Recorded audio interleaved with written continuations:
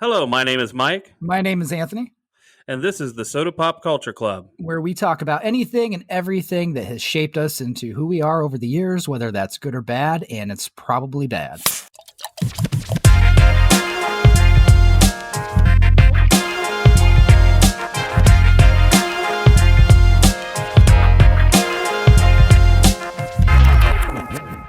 So, for our first episode, and what's going to lead into our first series of episodes, we are actually looking at three different movies starring none other than Ethan Embry. And why are we doing that? It's because we love these three movies, and we realized he's in all of them. This is great. He's been lucky; he's gotten to be in a lot of great movies. So we're going to kind of look at three movies and then actually expand on each of those movies. Take a look at the main cast in those movies and other movies that they've done. So we're calling this Ethan's Embryo, basically three movies, three trimesters, if you will, and we're going to see where it goes. Yes, definitely. So, what's our first movie going to be in our first trimester? Probably the best one, I would say, of his career, Empire Records. You think it's the best? Of his career? I mean, Yeah, right. it's my favorite. Okay. Let me say that. It's my favorite. Okay, it's his favorite. Now, you may have embellished a little. This is probably not my favorite movie. Yeah, but I was the one saying definitely. it, so I'm going to pick it. Okay, yeah, it's just definitely your choice of what we do, and I think I made more choices when they see where we go. I think I made more choices that way than the actual source materials, what we call it, right? Yeah. So yeah, we're doing Empire Records. First trimester. The first trimester, Empire Records, and basically we're going to get right into it. So what we want to do is I want to know, Anthony, what's your first memory of this movie? How did you come to fall in love with Ethan Embry? How did I come? Good question. So I remember this movie. I had to be in college, I think, when I first saw it. And of course, rented it at the video store because that's the thing you did back then. Did you rewind? I was kind. Yes, I did. I was always very paranoid about that. I was one of those people. I was like, I can't take it back till it's rewound. So yeah, I did that. Remember, now we're gonna go off topic, but tape rewinders. Yeah, rewind machines, man. People bought that just to avoid a $2 fee or whatever the hell that was. Well, that because it'd fuck up your VCR too if it's just overuse. Yeah. You know? You bought a tape rewinder. I look like cars, like the most popular ones. They look like a little car. You put it in there and you pop it down. Yeah, definitely a tangent. Go ahead. Badass. But no, that's what I remember. I was in college, I think, probably renting it over and over again because I watched the hell out of that movie. I could see you doing that. So, Mike, you were about 47 when it came out. So how did you watch it? I don't know. Watch it. Well, I actually I probably did the same thing. I didn't see it in the theaters. I do know that, and I worked in music stores at the time, so I was quite familiar with the soundtrack more than the movie. So the music actually is something that hit me before the movie did. But yeah, we rented it, watched it. I was just a couple years out of high school. It came out in 1995, so it's on its 25th anniversary real soon. Well, as of the recording of this episode, in 2 days, it'll be its 25th anniversary. That's crazy. Crazy. Yeah. So that tells you I'm about 46 now. Ish. Yeah. So yeah, I'm old. So get over it. So anyways, but back then, I was really young. I was only like 20 years old, about to be 21 when it came out. I actually got married right before this movie came out. So yeah. So I definitely would have rented it. We would have watched it then. And then I'm a kind of person, I think, just like you are, I always had like a premium like HBO or something. So whenever I would watch TV, if I see movies that just are good background movies or something like that, I would have it on then as well. And that's kind of where my thing with this movie, there's a point in my life where I can take movies. There's certain movies I have that I can say that I had them on a lot because they were on a lot on like HBO. And so they just let them sit in the background. And this is one of those movies. There was a time where it was on there a lot, and so I just let it sit in the background, probably because of the music more than the movie itself. To be honest. For me, it was just I love that damn movie. I know you do. And you worked at a record store. I mean, that was the thing at that time in my life. It's like that's like one of your favorite things to do is go to the music store. Yeah. Go look for new albums. What's out? So you did that. So to get a watch, like which this exaggerated movie of all these different characters. But thinking how cool it is to work at a record store. Now, most Yeah. record stores, it's not going to be that fucking cool in real life. Oh no, it isn't. No, You it's know, totally not. I pretty worked for boring, big but chains, and they were not like we couldn't do some of that. We couldn't dance around half naked in our aprons yeah. at all. It just they just wouldn't they wouldn't jive with that. Matter of fact, we didn't have aprons, so before we couldn't do it anyways. But yeah, this is an exaggeration of what it is. As a matter of fact, you know how they're picking their playlist and picking music when you watch the movie. When you're in a big chain, they tell you these are the 7 records you're going to put here, and these are the ones you're going to play here, and you know this is everything is thought out, sold, and you are sold. It And I all think that it all comes down from corporate. I was gonna Everything. say it really segues into this movie and what it's about, right? Like the man. I worked for the man. These people did not want to work for the man. That's what this whole movie is about. I think is working for the man. That's my opinion of it. Damn the man. Damn the man. Now that's I think they say that a few times in the. More than once. Yeah. Definitely damn the man. Lucas is really the champion of that damn the man concept.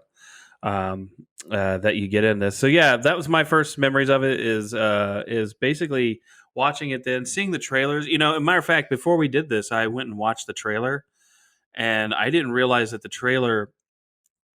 When I watched the movie now, when I watched the trailer, then it sold a different movie to me in the trailer than I watch now on the when I watch it. But they do that a lot. You ever notice that? Yeah. Like if you see a movie that you've seen over and over, and you watch the trailer for it after the fact, you're like, that looks like a different movie. Like and one thing, and that just pisses me off. Again, another tangent here. I always hate movies I love seeing trailers that show scenes that are not in the fucking movie. Oh yeah, like the Star Wars movie most recently, where they get the plans to the Death Star. They showed so many fighting scenes with one of the main characters in there, and then but they had to redo the movie with a different director. Had to come in and recut it, and like a lot of that shit just wasn't there. So you're like watching this movie, you're like, oh, where's that cool scene I saw in the trailer? It's not there. It's just not there at all. So yeah, definitely one of those things. But no, the when you watch the trailer, they really focus on the beginning of this movie. You know, so we'll get to that. Let's do that in a moment. Let's first. I want you to tell me a brief outline of the plot. Like, what if you had to tell somebody in a paragraph what it is? What's the plot of this movie? Oh man. A bunch of kooky kids work at a record store, different walks of life, and they're all trying to unite to save the record store because Lucas pissed it all away in Atlantic City. The deposit for the night, lost all the money. Joe's screwed. He was trying to buy the record store because the dickhead owner wants to turn it into a music town. And not even that. Originally, he wished it was still a bathroom fixture emporium, Beck's Bath and Bidet, but he didn't get that wish. His beatnik hippie uncle or grandfather turned it into a record store, if I remember correctly. A very cool person in his life made a sound decision and he didn't like it. That's what I would like to say. But yeah. Well, you see that guy? I mean, his fucking suit and his hair. He's the last person in the world that should be involved with a record store. My thing is and this is, you know, what I don't understand is why is he championing the fact that he made money? Why is he not happy that he made money selling something cool like records and he'd rather sell toilets? I just don't get why you'd rather sell a shitter than an album. Like, I don't get that at all. He said if he was selling toilets today, he'd be a rich man. Yeah, he did. He did say that.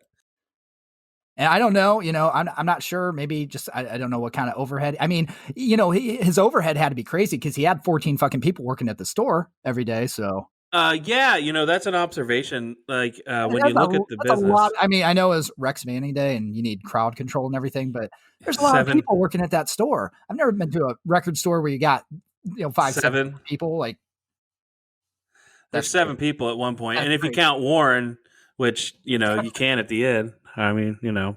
Yeah, I wonder if he got paid for that shift at the end. No, probably not. But no, and that's why I want to get back to so now you told the plot and, you know, you talked about Lucas pissing away the money. That's why I wanted to get back to the trailer. Is in the trailer, they really played up that part of it. And then, you know how you let that lady in after midnight? Mm-hmm. And she basically had one line. And that was in the trailer. Like her little speech was in the trailer, and so it's like you see that, and then when you watch the movie, you're like, well, that chick's barely in it and hardly memorable. Like when you watch the trailer, you get a totally different view of the movie, of what was going on. But yeah, the whole plot of Lucas and squandering the money, it to me it was and I we talked about this before. It's a typical sellout plot. Like they don't want to be taken over by the corporate place like I worked for, which isn't so bad. You have security, they'll pay you. You'll never have to worry about your money being lost by some guy in Atlantic City, that type of thing. So yeah, it's kind of a preposterous to me plot. I don't even know if I feel like that plot was just a means to get us to meet people in a store. I don't even really think it was. It can't be what they thought. Oh, I want to make a movie about a store that's gonna go under unless they do something. Like throw a party. Like I can't believe that's It the was, plot that they came up with. well, I mean, that's, teenage movies at that time. How many have great plots? None, Exactly. not many. So at I would least, I say, mean, at least it was yeah, different. yeah, it was different. In a way, it was different. I have, It's a I have cool setting. thoughts. It's a cool setting for it, for a teenage movie. It is. I would say So that I think personally, when they made this movie, they said, "What's the coolest place for teenagers right now? Where would they want to be?" And they said, "Let's make one about a record store." And then they found a way to tie everything into it. right. And when you look at it, then they tried to tie in the different characters you have. So you have, so when you look at it, you have what the suicidal teen and Deb. Yep. You have the slut and Gina. You have the pill popping overachiever and Corey. Yep. To me, you have Lucas, who's the hipster thief Sherpa of the episode. You have the artsy, dopey in love AJ. He's in love with Corey, and you got the kind of out there nuts guy and Ethan Embry. And there we Yeah, go. Marcus. And that's how it starts. Marcus. Mark. That's how it starts. Yeah, yeah. He's How the whole thing he. starts. It all starts with Embry. Yeah, it does. It does start. But he's kind of an out there character. But I think he's also the soul of the group. Honestly, he's the one person that everybody in the whole group doesn't say a bad word about. If you think about it, Mhm. in that sense, like they all kind of care about him. Well, they'll chide him on his musical choices, but none of them have any qualms with his weirdness I got a at all. brown, Yeah, orange. orange, yeah, and then they're all jamming out. I like that And song too. I'm like, why'd they veto that? That was a good song. well, that's a good question. When you look back at the music in there, and he was into that, I thought it was a decent song, and we don't really know. And the problem is we don't really know what the other people would have put in because we're always hearing Rex Manning. It seems, and some other weird stuff that doesn't seem like they're people's choices in that movie. You know what I mean? It's like, so I don't really know, like what would Deb have put in there? Would it have been some like I don't know who it would be, Indigo Girls or something? I don't know. Yeah. Who the hell knows? I don't know who she would put in there. Maybe something punk or edgy, but because that's who her character is supposed to be, so they try and play that whole side up. I really have no clue. But yeah, because you wonder, like they obviously all get a turn on the machine, right? So. But Rex Manning gets the best turn. Right? Rex. Sexy Rexy. Sexy Rexy. Rex Manning. God. I gotta jump to that right now because Yeah. that is the epitome to me of pop culture and cult classic meeting together. I'm like, I would agree. When you got people talking about Happy Rex Manning Day, that there is actually a day that it wasn't actually mentioned in the movie, but it was a specific day that they had labeled. Yeah. Do you know why they labeled that day? Go for it. Actually, I think it was April 8th or I can't remember the exact date, but the date is the date that Kurt Cobain was discovered dead. Yep. Is the date. Yeah. So yeah, it's a weird and that's Rex Manning Day. And it's kind of I don't know, that's kind of a bittersweet pill, isn't it? To have that be something that lives on. that and it's that from that particular what it's come from is someone else's suicide. It's kind of weird actually when you think about it.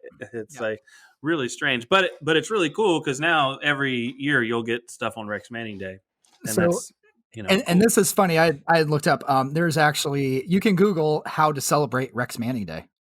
Oh, and what comes up? So you got several things. It's actually great.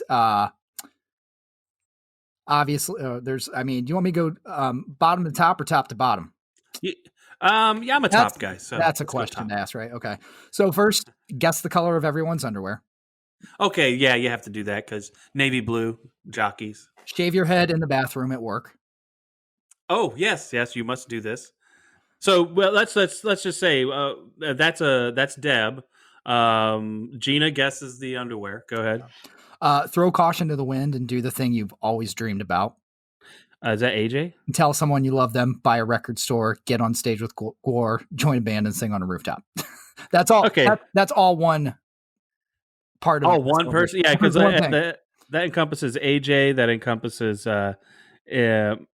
That encompasses Corey. Corey to Joe. a degree. Actually, Joe. Corey tried but didn't get anything out of that. Yep. Joe. Joe's in there. Yeah, the Guar man. That's funny. And then Gina sing on a rooftop. Yeah, she So got yeah, a lot out of this. She got laid by a celebrity. She got to fulfill her I think dream. his status as a celebrity was highly in question at that point. I'm not going to question it. If you can pull a line like that, I'm just saying, in the movie, that's at that point in his career, he's going to do a record signing at mom and pop shop. So whatever. Yeah, but the line he pulls for that mom and pop is still significant. It went out the door, remember? Because when the thief ran out, she said, "All the Rex Manning fans, look at the thief being, the shoplifter." So yeah, I mean, he still has a draw, and so that to me, while he's not as big as he once was, it's not so bad. I mean, like if I'm just going to tell you, if you were famous enough, you could walk into a place and you could line up people out the door and sell your autograph for $5 a pop. I'm sure you'd do it. And so that's what he's doing. Yeah. Did you see that line of people? Well, some of them were questionable, and some of them look like normal people. That was depressing. It was a mix. It was Americana, right? It was a mix of people. It wasn't all just like sad sacks. I mean, they all looked. There were some people that looked, like they were just normal. Well, then there was the one girl who came up and was like, "Yeah, it's for my mom. For my mom. She loves you. I've never even heard That's of the you." normal people in the line. Oh, it's for the mom. All right, she was too embarrassed. I'm going to throw these out quick here. Just the other ones. Sing along to "Say No More," Mona Moore, which, of course, Mona Moore. Introduce yourself as Warren. Hi, if you meet a stranger, "Hi, my name is Warren." If you go to any event with sticker name tags, you better fill it out as Warren. Spend some time in the copy room. Oh. Bake some cupcakes and bring them to work in the morning. And dance. Of course, because and that's one of the things. An observation about this movie is that there are like at least 7 dance sequences throughout it in different times. You have the AC/DC one. You have Rex Manning. I think that's my favorite scene in the movie. The Rex Manning one? No, AC/DC. Where Lucas is strutting when they see around. Yeah. That is a cool. I think that's a cool scene. That is correct. But there are a lot of dance sequences, and it's like they tried to make a movie around dance sequences. At some point, at the end, I mean, the whole ending of the movie is one big dance sequence on the roof. So, yeah, it's a lot of dancing. I mean, so it's good to know your favorite movie includes a lot of dancing. Yeah, it's like, I mean, we're almost like it's like half musical. It could be.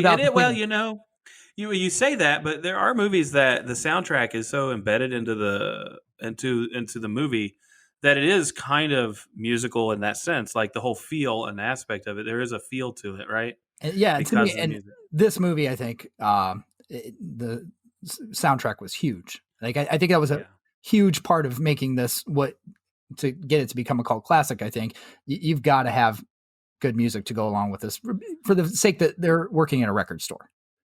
Yeah, the soundtrack outsold the movie, I believe, by far. It's definitely a much. I think at the time. Now the movie itself has become, a classic, a cult classic. And I bet so, I bet the soundtrack on cassette alone outsold the movie when it came out. well, maybe I don't know. 95 people were still buying cassettes, but not at the degree you think. People were pretty much buying CDs for the most part.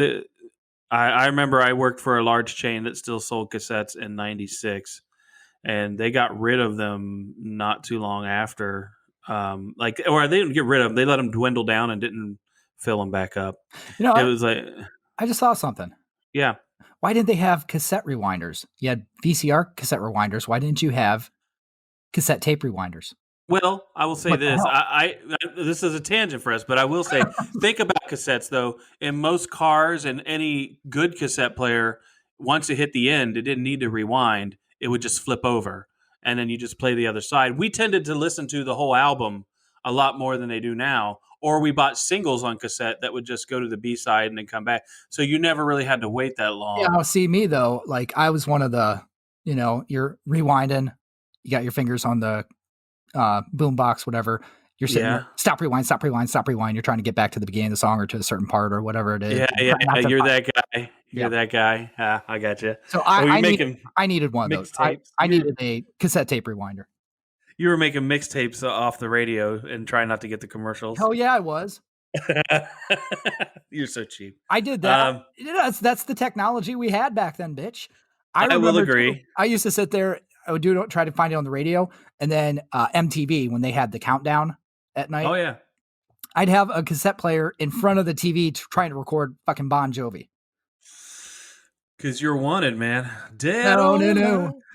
no. It was "You Give Love a Bad Name," Oh, you give love a bad name. and Yeah, then you that's get good. pissed because you're like, "Is it number 2 or number 1 tonight? Where is it?" And you're sitting there waiting with your cassette right in front of the TV, trying to record it, and then they screw you over because it's something else. Then Yeah, yeah, anyway, yeah. sorry. Back to the movie. It sounds like you have some pent up aggression I and do rage with a for lot of for things.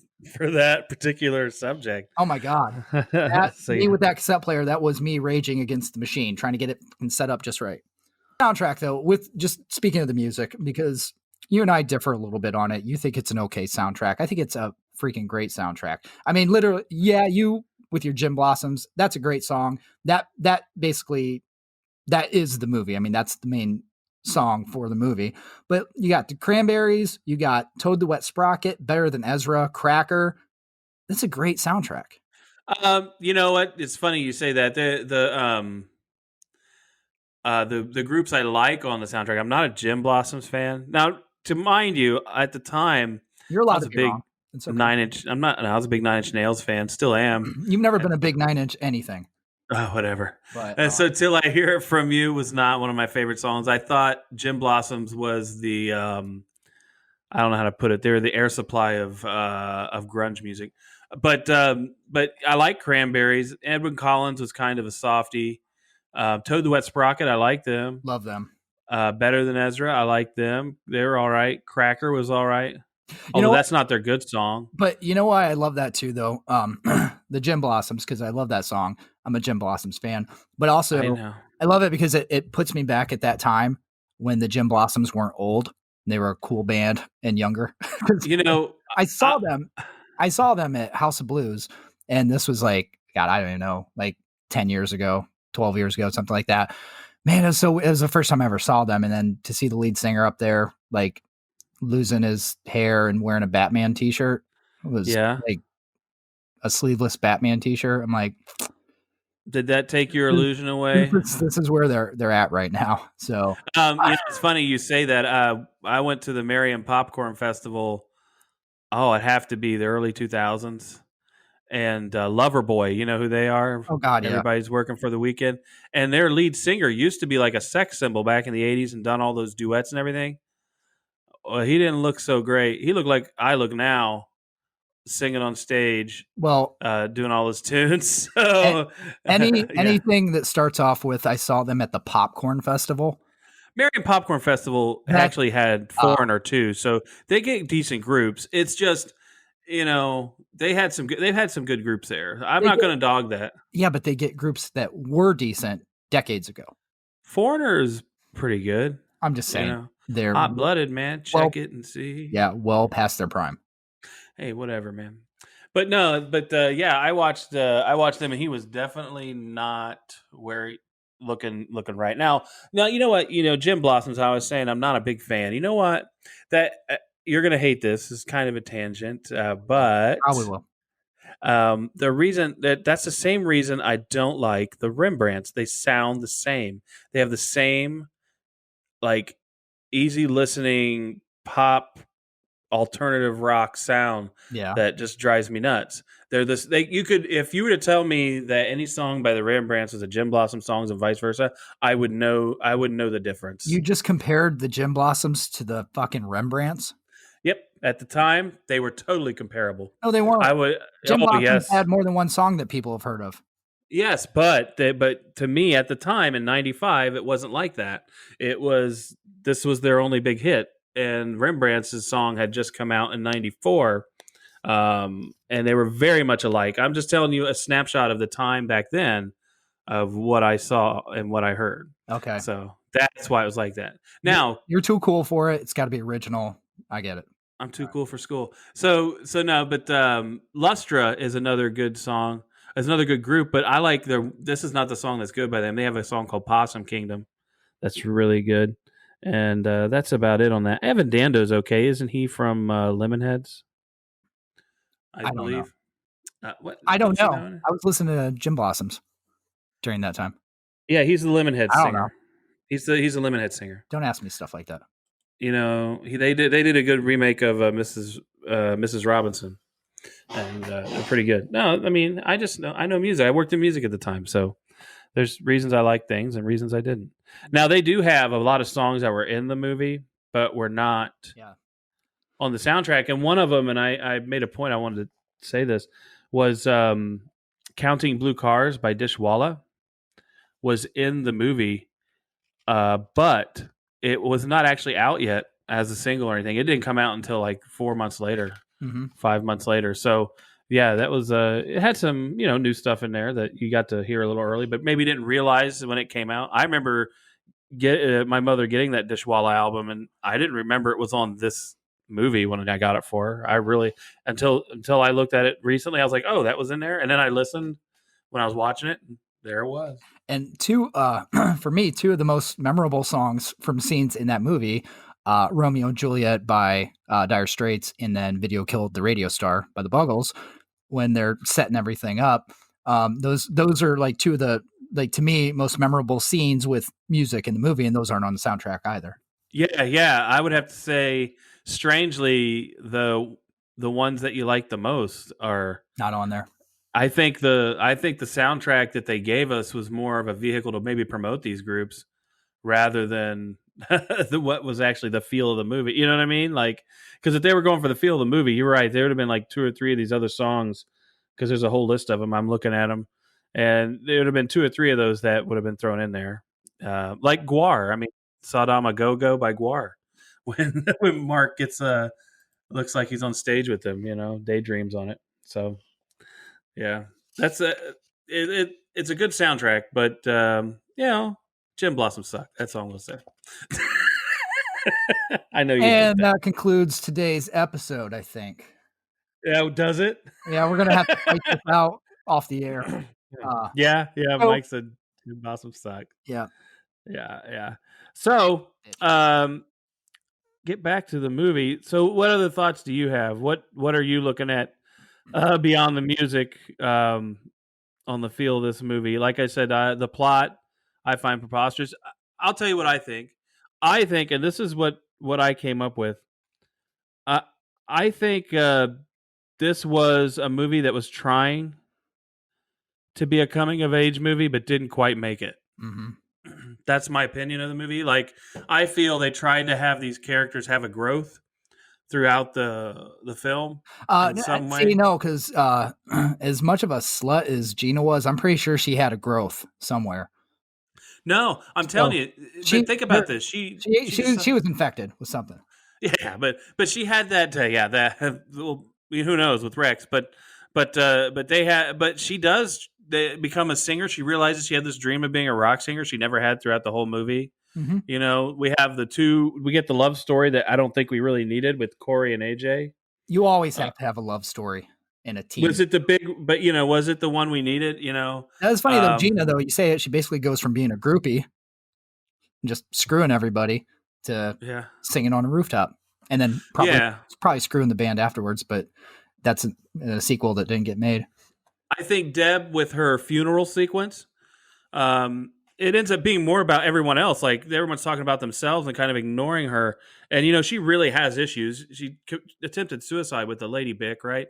So she has real issues, but she has her whole thing. And I think the movie's trying to make it seem like that helped baptize her or take her through a bad place. And so now she's fine because they did this fake funeral. Like I think Because it tries. it's trying, because she finds out people care about her, which she doesn't Yeah, think they do or doesn't want them to, and at least yeah. I that's think kind I of think what she's putting on.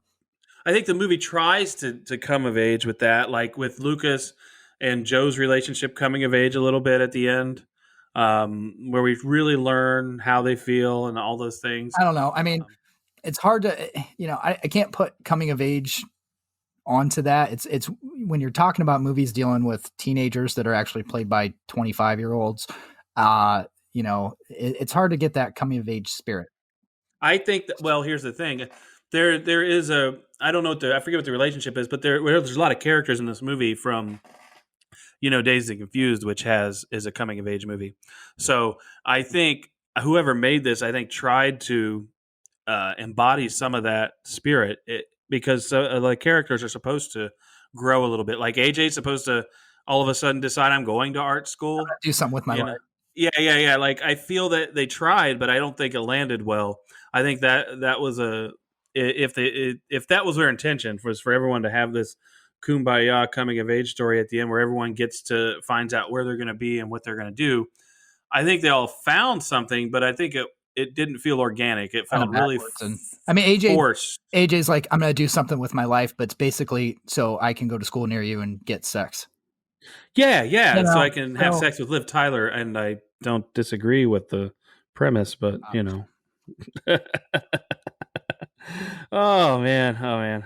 say I'm not a huge Liv Tyler fan as far as like back then. You think Yeah, about when yeah. you're a kid, and like obviously you're gonna like, it's like, which girl do you have a crush on in the movie? You know that movie. I mean, who would it be? Kind of even looking back on it, I'm like, I would have thought maybe Renee Zellweger, but that was only because she wore the apron with nothing on under it. So Well, yeah. Well, I good mean, scene. Liv Tyler had the scene with Rex Manning where she was in just her underwear, But I mean, but uh, Deb was like the best looking girl out of the three to me. correct. And I think what you find out as I feel, and that's why ensemble casts like this they do them, is they try to find a flavor for every person's personality as to what they would gravitate to. So if you were a person who was more counterculture and everything, you would like Deb, right? Like she would be attracted to you. She's a cool person. She does things that you're into. So you do that. But if you're somebody who's just totally like I'm into having fun and doing whatever, you're gonna like Gina, right? You're gonna be You're a Gina gonna fan. do things that you're into. You're gonna be very impulsive, and you're gonna have sex with guy just because you feel like it, right? There you go. And then if you're a Corey person, you like that well put together person, but is slightly troubled underneath. That's it's like that's the like you're gonna gravitate to these characters, and I think that's what makes the movie. I think that's what makes it great now. Like why people gravitate to it and watch it because they look back and it's like a snapshot of personalities. Not that they're good or bad, because when you look back on this movie from now, there are a lot of troubling things to look at. There And is, but and when I look back at it, I'm like, I would have worked at that record store. well, yeah, Oh, yeah, that I would have great. loved to. You kidding me? Yeah, no, no. In a second, like I said, I worked for the man. If I could have had the choice of working at this store, and I would have done that. But when we look back, since we're talking about looking back on the troubling things, um, the one of the first one I will go is we just talked about a little bit was Deb and her attempted suicide. Like she comes into work and people just don't even really acknowledge it in a way where it seems serious. Like no calling for help, acting like she's just this edgy teen just trying to be different. It seems like So, everyone blames her for a personality fault rather than saying, "Oh, she has real problems." and another thing too, which this is something we might touch on down the road, but with Robin Tooney, her other big movie, The Craft. What the Yeah. fuck is it with her being in movies where she's cutting her wrists? Like, Well, she had a type. I guess she was typecast I'm early. seriously like, wait a second. So it's like, but it's, and I'm not trying to make light of the actual act of No, it, but you no, you're right. look at It's the a difference character. here, where she tries to cut her wrist with a Lady Bic with a moisture strip and can't. Yeah. And then in The Craft, it's like they're looking at it and they're like, you even did it the right way. Like, Yeah. I'm like, that's just Yeah, she's got weird. a So then she obviously. maybe in The Craft, she's like, well, I tried it before with a Lady Bic and it didn't work. So then I did it the right way. Well, that's funny is you're talking about that, and just to give everybody a little snippet, that might be an episode that's coming, is The Craft, and a little just because we're talking at it, in that she actually she shot these movies about the same time, and she had shaved her head for Empire Records when she was about to shoot The Craft. Mm-hmm. And so she had to wear a wig in that, by the way. Just thought I'd let you know. but yeah, just a little thing. But you're right. She's typecast. She it's like she didn't get it right in one. So let's see if she can do it right in the next movie. I guess maybe they saw her do that and thought, well, we could incorporate that, or maybe it was always a part of it. I don't You know. wonder if they did, because then you look at she's laying down at her funeral scene in Empire, and then they're doing light as a feather, stiff as a board in The Craft. It's Yeah, yeah. there's some weird shit going on there. Yeah. So yeah, with that, but just that's troubling. How I feel like I think in now today, if you were to see that, the reaction would be totally different. And I don't think she would have been working there the whole day. I think she would have had some sort of support system, or they would have called somebody, gotten somebody there. Yeah. Didn't sound like she had much at home. That's part of her problem. But I think employers now would even foot the bill just to make sure that they're not liable, because that's kind of what they look at now as liability. Did I push her to this because I didn't treat her? They're like, I'm going to give her all the help she can have. So yeah, I think it's a totally different reaction now. I think it's a slight cringe-worthy moment when you see them kind of gloss over it. When they're doing everything, like with when AJ does finally say, "What is wrong with you?" and then Lucas is like, "Oh, she's fine," pets her on the head and sends her on her way. That's I mean, that's yeah, rubs her bald head and said, "Oh, it's cool," and then sends her on her way. So I think now, we probably that intervention, which would have been a little stronger and would have not let it carry on that far. So yeah, so that's one of the troubling things that I've seen. Is there anything troubling that you saw? Everything to do with fucking Warren. The whole My name's not fucking Warren. from Oh God. shoplifting and then being just a total Rap dick. metal. Whitney Houston. Hey, that's for the girls, man. It's from my girlfriend. Okay. Right. Although Warren's character was but I love that character. Yeah, but when they're going through his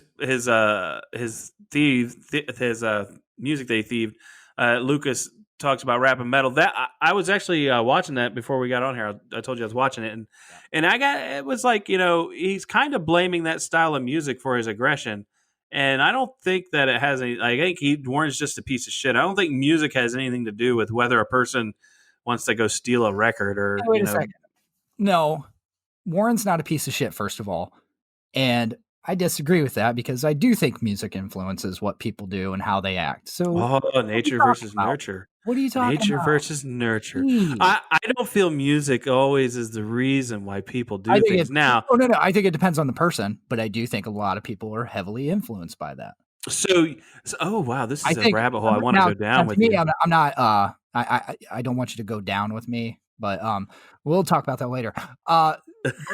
This could be an episode. We don't know what Warren's home life is like. You're already talking about, not true. You're right. Nature versus nurture, and we don't know what is fostering his attitudes and things. I give you that. Warren's just a big poser, though. He is a poser. He really all, but like you said, all the troubling things. He gets kicked. He gets arrested. Gets sent away. He comes back with a fucking gun, Full of blank. like full of blanks. But Look you at, don't know that. you You know, I'm don't. saying, but you look at Warren, it's like he just wants attention. He's not actually Yeah. trying to shoot anybody. He's shooting blanks in the store. But now, but if that were to happen now, it wouldn't matter whether blanks or not. You'd be going. He might have been shot by somebody before they would have been able to ask him if Yeah, there's but blanks in it. look at this cry for help about getting a job, like, and then he gets a job. That's the Yeah, craziest damn job interview in the history of job interviews. yeah, yeah. The fact he has a job, his whole. You're right. You're right. His He ends whole it with, scene. "So you gonna give me a job now?" Like, you think about a normal job interview. I mean, look at that movie. Like, that's awesome. I'm like, yeah, next time I go to a job interview, if I pull a gun, will that get me in? Will this No, just end it like that. "So you gonna give me a fucking job now?" Instead of, so I'd like to ask you. finger guns at him? You gonna give me a job now? What is your fucking problem? So yeah, Lucas that's steals what $9 grand from you, and you don't do dick to him.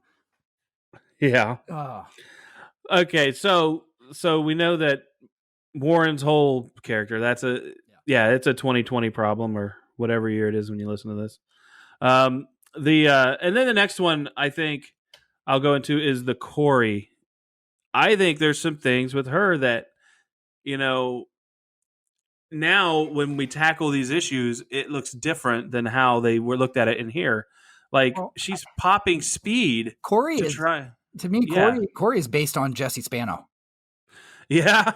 Like, it is. It's Jesse Spano. You think so? Yeah. Okay. It's All right. Harvard. It's Harvard and Stanberry, but other than that, I mean, that's the only difference between them. It's from college they want to get into. I gotta eat speed so I can study, and then Then be a showgirl. then it's the two different things. So, like, their outlets are Corey's working in a music store, and Jesse was in Hot Sunday. Yeah, yeah. So yeah, but you're right. But chemically, chemical learning is bad for you because sometimes you become chemically dependent learning where you can't remember things unless you're on the drug to open up your brain the same way. So to me, that makes me wonder if like she were to come off of that high, being on speed all the time, would she be able to remember the thing she's doing? Because chemical dependent learning is a thing. And so when you look at this, because Adderall, that's kind of what she's doing. She's popping Adderall to try and keep up, and that has actually been a big problem for a while in a lot of schools. So now we look at this as a different type of problem, and I feel when they start throwing the pills everywhere, that the whole thing, like by the end of the movie, everything's okay and everyone's in love, and we're not even talking about the fact this girl should be at home talking to her parents, figuring out how to get off of these pills. Yeah, like, so by the end of the movie, you've got, she should be in the hospital. Warren should still be in jail. Gina should be at like sex rehab clinic.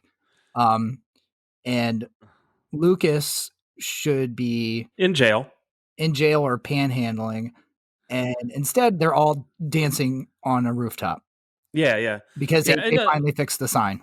Yeah, don't get me started on Gina because the whole she's probably 17 years old, most likely.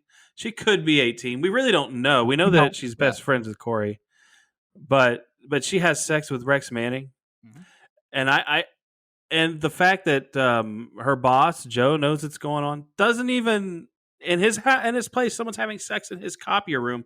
Doesn't even stop it. Statutory rape going on. and then he waits till they're done. And he waits for they're done, and then Rex Manning comes out first. And my favorite line, I told you, what? No applause. It's like, no, that's what it is. Rex came out second. Oh, second. Oh, sorry. Had to correct. You and your eidetic memory with movies. But he comes out after, and everyone looks at him. He's like, what? No applause? And then that's when AJ actually is the only one with the normal reaction. Throws him on the couch and, tries to punch him. So, now here's something weird. thinking about that scene now, it's kind of weird to me. AJ's the one that reacts because Gina screwed Rex and basically Yeah. ruined Oh Corey's yeah, ruined he's Corey's. defending Corey's Who the honor. hell is he defending there? He's defending Corey's honor of not being able to have sex with the guy he didn't want her Yeah, to have you sex didn't with. screw the girl I love in the copy room, you some bitch, and attacks him. Oh man, What yeah, the hell? What's going on with that's that? that is crazy. You're right, man. Who wrote that shit? I don't know. And then finally, that's when Joe gets a backbone though and Take your kicks purse Rex out. and get the hell out of my store. Yeah, yeah, you know the words. That's it. You know them all, man. But yeah, that's it, man. You know, you wouldn't even let it get that far now. Like when you look, like I said, when you look back at these movies, when we were into them, we didn't see all the issues because I don't know, maybe it's a maturity level or maybe it's culturally we were different. But definitely, there are a lot of things that we look at now and we go, "Wow, this could never happen." You know, a weird Eddie the pizza guy bringing in brownies for everyone to eat while they're at work. I mean, Yeah, lots of sugar. lots of sugar, right? Yeah, just so many weird things going on in this whole place. But that being said, I think that's part of what makes it entertaining is that you kind of ignore, you know, jumping on all these things and the realism that it could be if you were to tackle them all in a realistic way. I think that's part of why teen movies like this are the way they are, is to make you feel like, yeah, you're okay. You're just another teenager. Because if they stop the whole movie for one little issue, then all of a sudden it takes you out of the suspension, you know, of that disbelief type thing, where life isn't just okay, you know. Right. You know, You know what? sometimes you want movies that are just make life okay. You know what I love about it too, though, that just the fact that we're starting this whole thing based on Ethan Embry is that Yeah. he just kind of goes through the movie unscathed. Yeah, he doesn't have yeah, he doesn't have a growth moment, you Lucas, know. but I'm talking about Lucas and AJ both get popped in the eye. Yeah, yeah, both. Uh, and then you've got Deb with her, you know, semi-suicide attempt And hair. and loses her hair. Yeah. Corey is addicted to pills and probably should have her stomach pumped. And doesn't like blue cheese. And Gina has the clap. Yeah, So, probably. you know, so there you go, Rex. No applause. There is actually Gina's got the clap. Yeah. So there's your applause. So yeah, but Ethan Embry just comes out fine. He went He into it. does. He went into it. Space cadet. He came out of That's, it the same way. he went into it with ADD and came out of it with ADD. Because that's what it seems like his character is. He's like kind of a nut, doing weird things. You know, like we were talking before. You and I were having a conversation where he's um, dusting and the ballerina, and there's that love song. He almost tries to kiss a girl that Uh-huh. he doesn't even freaking know. I felt that could have went somewhere with that, but it could have made a weird moment for him, but it didn't. They never made him be awkward in that way with that. So that's kind of nice because it kept his character, you know, a little unscathed, and I kind of like that. And you have an Easter egg about that. Oh So, cool. yeah, Yep. Which I the didn't know. the girl he tried to kiss is the daughter of Maxwell Caulfield, Rex Manning, Which the is guy who played Rex Manning. very, very cool thing. I didn't even know Very that. very cool thing. Very cool thing indeed, man. That is awesome. So what do we got here? So what do we want to go to our high points, or is there anything else you want to do first before we go to our personal high points No, of I the think movie? it's just it's a great movie. It's just entertaining to me. You know, as much stuff as we talked about, messed up stuff with it when you really think Yeah. about it and everything. It's an entertaining movie, and I see why it has cult status now. Yes. Yeah. I think sometimes the way they approached each one of those characters and did, like I said, like they didn't dive deeper and make it too much of a mess of it, that makes it a cult film because people can identify with the characters as they are and don't need to go further. And even if they can't, they can now look back at it and go, how preposterous, and still enjoy watching it, you know, because of that. Like it has both angles covered for however you view the movie, in my Now, opinion. I think one other thing, though, before we wrap this up, we should mention that I think is a very interesting thing about this movie is, which I'll let you take this one, that we talked about as far as the director and what was being done at that time and what he had a chance to do. Oh yeah, the director was he was offered two movies, and he had signed on to do Empire Records. And the second movie he got right after he had signed on, already made the commitment to do Empire Records, was Clueless. So yeah, we could have had That's crazy. this cast on Clueless. Maybe, you never know. You don't know, yeah. It, yeah, it could have been interesting. Oh, one more thing I forgot. One other very famous person was in this movie, but all their scenes were cut off. They actually shot the movie, and there would have been another character. So think of this: has been an eighth person working in the store. But Tobey Maguire was supposed to be in there. Every scene he had was cut because of personal reasons. I don't know. Allegedly was rehab, battling some issues. I would love to So, see those scenes. I gotta but find. yeah, I feel cheated, and I guess you may be able to see him somewhere in one of them in the background. I'm not sure. I don't know. I'm not sure. No. But if anybody has anybody listening to this, hit us up on Facebook, Insta. We're all over the place. If you have a copy of that director's cut, I don't care if it's from the dark web, wherever you got it, let us know. Yeah, definitely. I'd love And to see. yeah, and so now I do want to go to this. Now I want to go. What is your high point of the movie? What is your favorite part? If you guys say the reason I want to go back again and again to watch this movie, this is the one thing I go back for. I would say there is just nothing I would actually narrow down as one specific thing because it's just start to finish an entertaining movie. You know, I love the whole thing. I'm just going to go to what I said earlier. One of my favorite scenes is when they're doing AC/DC.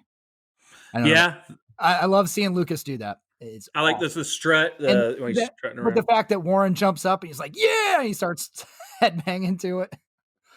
Yeah, Like the guy that's being incarcerated right now until the police come. yeah, He's still yeah. having a fucking blast, just Well, dancing yeah, around man. out with them. It goes back to that thing that we were talking about. Is all he ever wanted was to be a part of it, right? So it makes you, like you said, maybe there's something at home, and he sees more of a family in these people than he does at home. So that's why he's doing the things he's doing. I could totally see that. And the And quarter scene too. That's great. the which one? The quarters. Oh yeah, where he's who did this? Literally sitting there trying to get that fucking quarter off of the floor. Yeah. Okay, Coming so up. yeah, that's a good one. So my high point, um, I personally, my favorite scene, and I've already said it because it's my. I don't know if it's well. There's so many that I want to say this. When I watched it, I was 20, almost 21 years old. My 21-year-old self would have said, "I like the scene where Renee Zellweger was half naked, and I like the scene where Liv Tyler was in her underwear." So my 20-year-old self would have said, "Oh, those are the high points," you know. But now my 46-year-old self has different opinions of it. No, see, I go ahead. I like the scene. Like I said, I like right after Rex Manning and Gina come out of the closet, and he goes, "What? No applause." I don't know. I don't like the scene per se that happened before and why it came to that, but I just like the gall. I like the swagger that he has to have in front of those people to say that line. I feel that has so ballsy to say, "What? No applause." Like So so in their face. there's one thing also that bugs me now when you mentioned that too. Corey, Yeah. when you said, that you think, yeah, she's hot doing that. Like, Yeah. this bugs me too, thinking about it. She goes in to seduce Rex, Yes. which doesn't seem like it would take much with him. No. I think Warren might have had a shot if he had played his cards right in the way he went in. But you have, think about this again, Corey. Yeah. Her dream is to give herself to Rex Manning to be her first. Okay. Which again, hey, Preposterous. she's on drugs, so we're not going to blame her for her choices. But Yeah. so she's going in. She borrows Gina's bra, apparently. Red bra. Yeah, the red Red bra. bra with cotton, like underwear, not a thong, cotton underwear that, uh, you know, Granny 17-year-old panties. girls should be wearing, Yeah. like normal underwear. So I'm like, and they weren't quite granny panties, but I'm like, this is the ensemble you chose. Yeah, yeah. You So didn't even go to to throw yourself away. Fredericks of Hollywood or anything. Nothing, nothing. You know what? didn't didn't Like, didn't go there. you got this at the time you would think kind of slutty bra, which whatever, it's a red bra, but you know, that's as far as you can go with it. That like that's the best you could do. That with that, 100% cotton underwear. Well, at the time, you gotta remember, there was sexy lingerie and stuff, but the way it is now, I don't think the culture was the same. I'm just saying, Um, you couldn't even get a matching set. yeah, yeah, I couldn't even get a red pair of cotton underwear. I get it. Yeah, yeah. That's all. You could have matched your ensemble, but yeah, like I said, the scene that I'm talking about, I don't really care much for why they got to there, but I do like the swagger that he has to say that line to those people in that moment. I just think it's ballsy, and that's why there's Rex Manning Day still. that's why we still celebrate it, because Rex Manning's got swagger. That's all it comes We down to. celebrate it because of the hair, the clothes, and the song. And mon amour, baby. That's why. Mon amour. Yeah, that video too. If Video, I could have two high amazing. points, that video would be the second high point, ironically, because I think that it's so kitschy and so goofy when you watch it. And another fact that we'll give an Easter egg on this is that video was a full length video. It wasn't meant to be. It was meant to just be enough to fill the screen for like 30 seconds. And they shot a full 4 minute and 38-second video with that song. So there you go. It's the full video. And that's great too, because you just see that movie and you're like, I want to see that whole video. As craptastic And you as it can. is, I want to see that. I want to see him with the girl on the bed out in the middle of nowhere, That's right. dancing around. Out in the middle of nowhere. Oh my God. That's awesomeness. That's the epitome of music videos back in the 80s and 90s. Yeah, it is. It's art. That's your artsy take. So now we've got our high points out of the way. Oh. Now we got to get to your least favorite, your low point. So what would you say? I'll let you have this one first. Okay. For me, I don't know if I have. I don't have a lot of low points. There's like, but for me, the low point actually is what sets the whole thing off. To be honest, in my opinion, I find the whole taking the money to Atlantic City and squandering it on a game of craps to be a low point. Really? I just found it strange. I know that's a big plot device in this movie, but it just seems, when you look at it, it seemed a little forced, because he seemed like the acting was very mechanical when he did it. It didn't seem like to have a lot of feeling when he made the choices he made. But he knew he was doing it to try and save the store. It just seemed, I don't know. I just didn't think it. I think it could have been done better. I disagree with the only thing, the mechanical acting, because that's how he acted through the movie, and that was his character. I would agree. Yeah. He was mechanical in a lot of it, but to me, if obviously he did this because he wants to save the store, right? Right. So I didn't get that feeling. Like it just feels like he didn't express it, and that could be his character. And so maybe his character's flaw is my low point, that he can't express emotion and make a rational choice that is good. But that would be my low point, because I just thought that was a weird. It's like two different movies, We go to Atlantic City, we get that done, and all of a sudden we come back and all we're doing is talk about how he lost $9,000. It just seems so weird that that's the way he lost it, in my opinion. I know you don't like my low point. No, it's okay. I'm just saying. I think it's, how else are you going to start that to go from the night before to the next day when everything's going to shit? I don't know. How would you have opened the movie? I guess. What would you have done instead for that? I don't know. I would have to remake the whole movie. Okay. That's why. That's another episode. I agree. It's the impetus for the plot. I just, I felt it a little bit forced. Like it was like it was making a convenient way to lose money.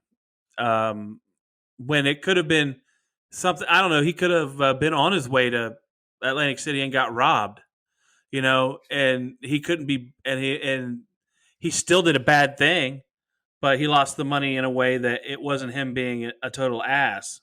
You know what I mean? No, see, I gotta say though, that has to be that way because if you don't have that, you don't have Lucas later with like one of the funniest parts of the movie. What's it Yeah. doing in Atlantic City? Recirculating Recirculating. You talking in about the Atlantic City, recirculating? Yeah. Joe. I swear. That's one of the funniest parts of the movie. So I don't care. You have to have that anyways. Okay, but I still, it's my low point. I'm gonna keep it. You go away. I mean, I could pick another one, but then you'd think I'm just dogging on the movie. No, there's not much to dog on. We love it. Um, Okay. my least favorite part actually is, which we actually talked about earlier, is a part that I never saw originally in the movie. It must have just like been cut out for whatever VHS I rented. I don't know, but it was never in there when I saw it. But then the Rex Manning line when Corey's trying to seduce him with the blue cheese. That I'd is be like some blue that cheese. is disgusting, and I'm all for raunchy humor, and Yeah, I don't have that many boundaries, but that's just that fucking one's gross. And I'm like, that's so that was. stupid. That's so stupid to be in there. I would agree. Watching that scene, it's a little bit weird, and you have this person who's throwing themselves at you, and they're not ugly. All right, like this is a cute person, and about an hour or two later, you're gonna have sex with a different girl that's just Yeah, as but see, cute. and then you go back to the weirdness of it. We're not talking like hot. We said cute because she's wearing cotton underwear and she Yeah, looks like a fucking schoolgirl. So cute. yeah, like That's what makes it weird. Rex Manning is 53 years old. yeah, he's 53 years old and wants her to I don't know what with blue cheese I on his don't, dick. yeah, where like I get, if you're a quote unquote rock star, if that's what we're gonna call him, I get after a while out on the road, you do some weird shit. A lot of it, you get to a point where what haven't I tried yet? I guess How maybe it's long like how long do you gotta be in the business till you get to that point where till you blue get to blue cheese cheese. is an option or a request? I don't know what man. Yeah, I don't know what it was at that point. Was it like I had nothing else to grab, so I grabbed the blue cheese, Yeah. or is it hey, you know what? I want to try this today. This is what I've been wanting to do. So, yeah, This is what we're into, man. No, but no, I get it. That is a low that's point. I think it's the funny low point though. Like you said, it's super I don't hilarious. think it's funny. I think it's funnier talking about it and how screwed Yeah, up yeah, it is yeah. than I think it's actually funny. the point in the movie. I don't that's just No, like, no, no, no, no. At that point, it seems what did he just say? it's an uncomfortable moment. Actually, like when you watch the movie, it's one. You ever watch a movie and there's moments where you like you want to pause the movie You or just something because cringe, yeah. because the yeah, It makes that's me one of feel those moments. uncomfortable and yeah, agreed. Yeah, it's totally an uncomfortable moment, and I totally agree with you. I was actually going to pick that one, but I chose the other one because I don't know. I didn't want to talk about blue cheese as much, but now I am. Look at me. Yeah. So those are our high points. Those are our low points. Now here's the ultimate question of anything that we're going to review in the future. What is this movie's rewatchability for you? What's our scale? Well, it's a scale you want. Would you watch it again? Would you watch it over and over again? Would you not watch it? Or is this, did you just watch it? So, there might be movies we might just watch because we just did them for this podcast. So when we look at this, is this obviously, I know you love this movie and I've seen it a million times. I'll tell you, so if we're gonna I guess we need our own rating system here or something. If I was giving this a rating, I would call it it's on my never not list because I would never not watch this. Oh, I'll never not love you, I would boy. watch this anytime. Like, It's a never not for you. Never not watch it. Okay, I have those movies too. yeah. My rating on this is I actually own it. So I have it. I will watch it again if it's on a premium, somewhere, and I see it on, and I want something in the background. I will watch it. Mhm. Um, will I seek it out? Probably not, unless I'm feeling particularly nostalgic for it. But otherwise, it's not something I'll go, you know what? It's April 8th. It's Rex Manning Day or whatever day that is. I forget. I'm going to It watch. is April 8th. Okay. It's April 8th. It's Rex Manning Day. It's time to watch Empire Records. Now I can And tell you, I know make this. brownies and shave my head. I know this. It's April 8th because I have that set up in my calendar on my phone because I always wish my sister Happy Rex Manning Day. See, So that's why it's You're Never Not. I'm a yeah, super fan. that's where I am. Can't. Yeah. You go to bed dreaming of the movie. I do not, but I do enjoy it. I enjoyed the soundtrack. I enjoyed looking at the characters differently for this podcast. I think I watch a movie differently when we do this than if I watch it just passively. Yeah. Because you kind of notice things. Because when you're going to talk about something, you kind of notice some things.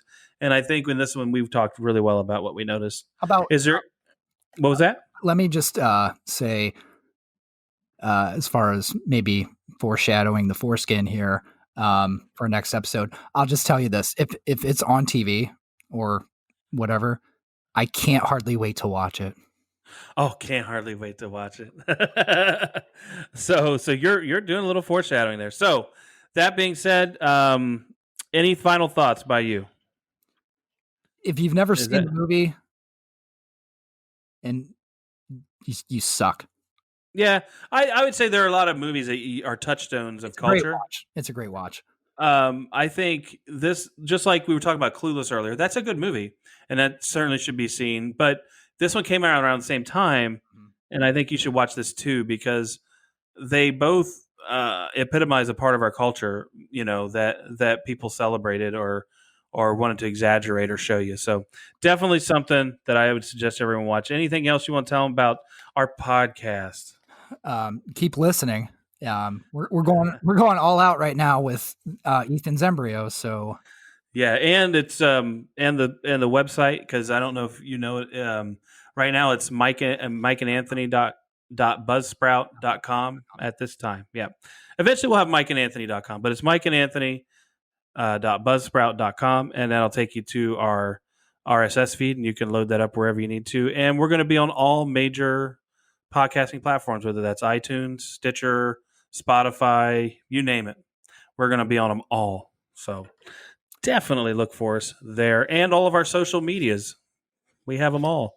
We're going to be using them, and hopefully in the future we're going to play some games with you on our social media. Gonna be good times. Good times. So stay tuned for the next episode. Hope you liked what you heard here and it was fun or entertaining or at least informative. And go watch that movie again. Stay tuned for the next one. As we said, this is the first trimester of Ethan's Embryo, so we will be taking a look at some of the featured cast from this movie. And next time we'll have a new one with another prominent movie that they were in. Do you want to name what it is? Do you want to pick one right now, or do you want to just leave it up to a they can just guess and watch? Yeah, or listen, because I don't know which one we want to do yet. I'll Rochambeau you for it. Yeah. So yeah, you got to tune in and see who we picked and what movie we did. Mm-hmm. All right, we're good to go. We're closing up the bottle. Peace and grill grease.